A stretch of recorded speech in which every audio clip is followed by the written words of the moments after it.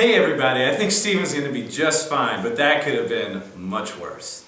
All month long we have been looking at this book of Proverbs and learning what it teaches us about wisdom. Remember last week when he talked about Rehoboam?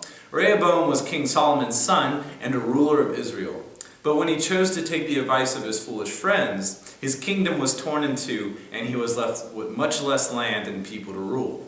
And even though I'd like to say that the kings after Rehoboam made wiser choices, that's not really what happened. Some of the kings did what was right, but more of them weren't very wise and led people away from God. Many kings after Rehoboam, though, there was a king named Ammon, who was very evil and did not obey God. Shortly after becoming king, Ammon was killed by his own men and then left one possible heir to the throne, an 8-year-old boy named Josiah. Raise your hand if you're 8 years old. Alright, sweet. Even though you may be one of the oldest in this room, you are probably a little young to be in charge of an entire kingdom. Especially a kingdom that was falling apart because some of the really bad rulers before you. Now, to tell the rest of Josiah's story, I need some help because it's time to play everybody's favorite game. Who wants to be wiser than an 8-year-old king? Alright, I need a contestant. Who wants to play?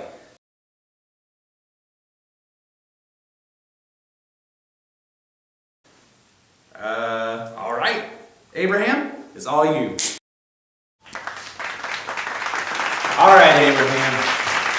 What's up, Jason? Alright. So here's how it's going to play. I'm going to ask a multiple choice question, but before you can answer, I'll offer you a lifeline, which can make the question a little bit easier. Alright? For every right answer, you'll receive the king bling. The king bling is bling that's fit for a king. Alright? Are you ready to play? Oh yeah. Alright. Oh, yeah. We're going to question 1. Let's do this. Alright, King Josiah took the throne at the age of 8 years old, and he gathered wise people around him in the 18th year of his reign.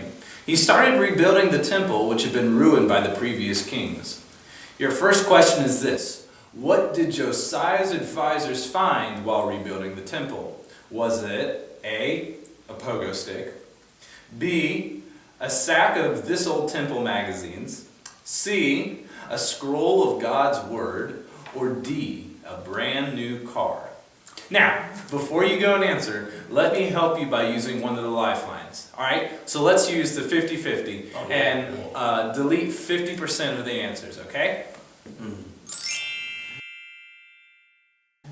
Alright, now I need an answer. The answer is C. The answer is C. Dude, that's correct. Alright, the answer is C, the scroll of God's Word.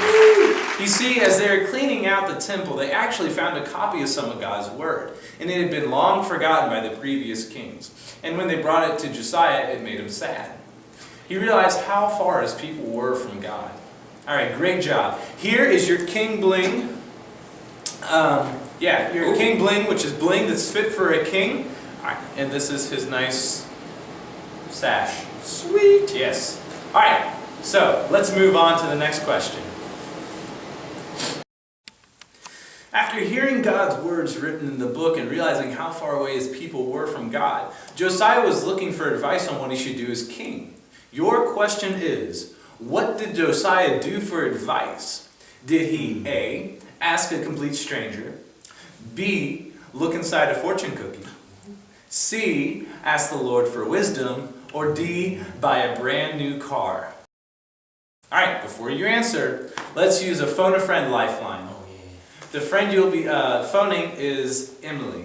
Go ahead and call for her, okay? Emily, I need help. Abraham, I'm here to help. Can you tell me the answers again? Yeah. A is ask a complete stranger. B, look inside a fortune cookie. C, ask the Lord for wisdom. Or D, buy a new car. That's tough, but I know it's not A or B. Oh, it sounds like you're getting cut off. Alright, so she said that it's not A or B. The rest is up to you. Do you have an answer? C or D, C or D. C! I bet it's C! Alright, dude, that is correct. Josiah asked the Lord for wisdom. Excellent. All right, and here is your king bling. It is bling that is fit for a king, kingity king bling. All right? Oh, yeah. There you go. Yeah. All right, let's move on to the final question. Interesting. After getting some wisdom from God, Josiah gathered all of the people together to listen to God's word. They promised to be God's people and follow him, and everyone celebrated, but there was still work to do. All right, the kingdom was filled with things that didn't belong. So here is your final question. What did Josiah do after promising to follow God? Did he A, remove altars to false gods from the temple, B, tear down altars to false gods all over his kingdom, C, smash the statues of false gods, or D, all of the above? All right, now before you answer, let's use your final lifeline. This lifeline is ask the audience, so we'll let everyone tell you what they think, and you get to decide, okay?